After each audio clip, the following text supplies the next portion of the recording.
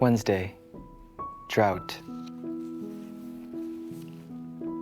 No one would have realized that my heart was so parched and cracked, teetering on the verge of turning into ruins.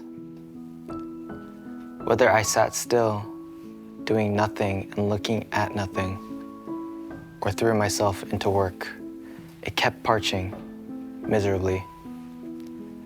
Like a lump of dry soil crumbling in the palm of your hand at the slightest touch, like dust, easily carried away by the wind. On the outside, I was fine. I smiled and told everyone I was happy, just as I always did. I said that every minute, every second of this life I was living was precious. But in truth, I didn't know what was precious or how to cherish it. I dreaded the thought of my desolate foundation being exposed, so I kept saying I was okay. I did my best to act as if nothing was wrong, separating my inside from my outside like that. I eventually forgot how to water myself, how to tend to the deep cracks that had silently split open within me. I want to wash with hot water. I want to wash. I have to wash. For days, my body didn't move at all as that thought echoed in my mind. When I finally peeled myself off the bed and turned to glance at the clock, something in the corner of the room caught my eye.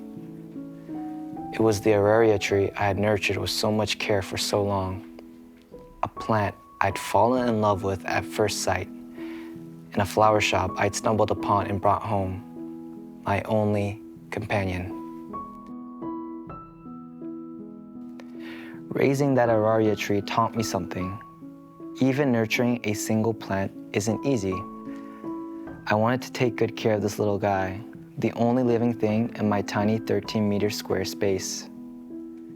I picked 2 days each week to water it and gave it as much attention as I felt love for it.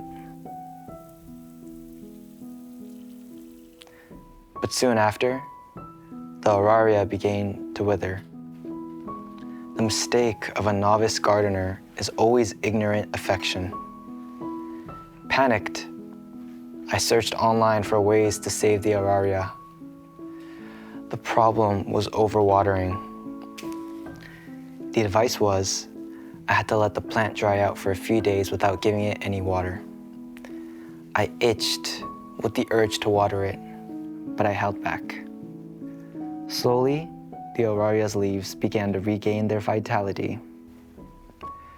Just as I was overcoming one hurdle, another problem appeared. This time, it was sunlight. My house faces south and gets plenty of sunshine, so I placed the auraria, which barely reached my calves, right in the sunniest spot by the window, hoping it would quickly grow as tall as my waist. But what the heck? The auraria leaves lost their beautiful green sheen and turned a dull, lifeless brown. When I touched them lightly, I heard the rustling sound of brittle, dry leaves. Then, the once lush foliage fell away in clumps. This time, the problem was too much sunlight. Another internet search told me that auraria trees grow best in semi-shade. It had been suffering because I'd given it too much light. I had almost killed this little guy several times. The failure of a novice gardener, again, was ignorant affection. But the auraria, having survived these life or death crises through my countless trials and errors, became like family to me. I wiped the dust off its leaves one by one, sprayed insecticide when bugs appeared. In the cold winter, I even pulled out the circulator I normally only used in summer, letting it gently air the plant. It was extraordinary care. The auraria grew quickly, as if it recognized my efforts. Before I knew it, it had reached the height of my waist. But when was the last time I had taken care of this plant I had once nurtured so tenderly? I got up and walked closer to it. There were so many dried and twisted leaves scattered across the parched soil. I cared for you so much, but you died too. I stared blankly at it, then wondered, how do you dispose of a dead plant? I'd spent so long searching for how to save, and now I found myself searching for how to dispose. That's when I stumbled upon this on a blog. Before you throw away a dead plant, lightly scratch the stem with your fingernail. If the stem is green, it's still alive. Give it some love and nurture it again.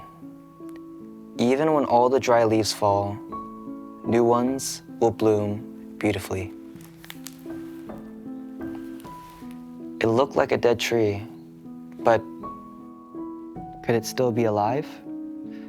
Half in doubt, I scratched the Araria stem with my fingernail. Between the scratched bark, the delicate green flesh was clearly visible. I cradled this fragile, waist-high plant in my arms and carried it straight to the bathroom. I turned on the shower and began to water it. Even the few remaining leaves that had clung to life fell away under the rushing water. But the belief that it was alive didn't leave me.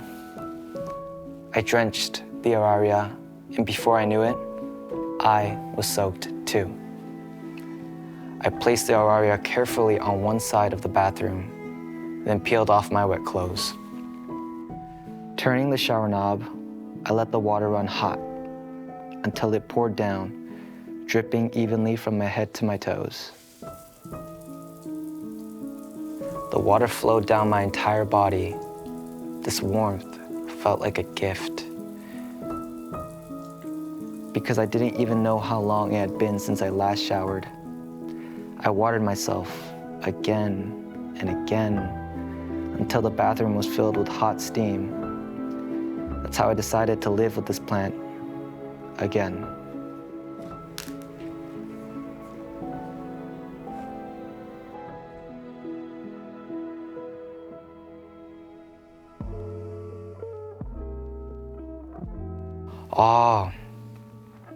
있어요. 네, 마음이 힘들 때도 많고, 근데 힘들 때가 있으면 좋은 것 같아요. 힘들면 나중에 그 행복한 감정들은 더 행복하다고 생각합니다. 그래서 네, 좋은 것 같아요.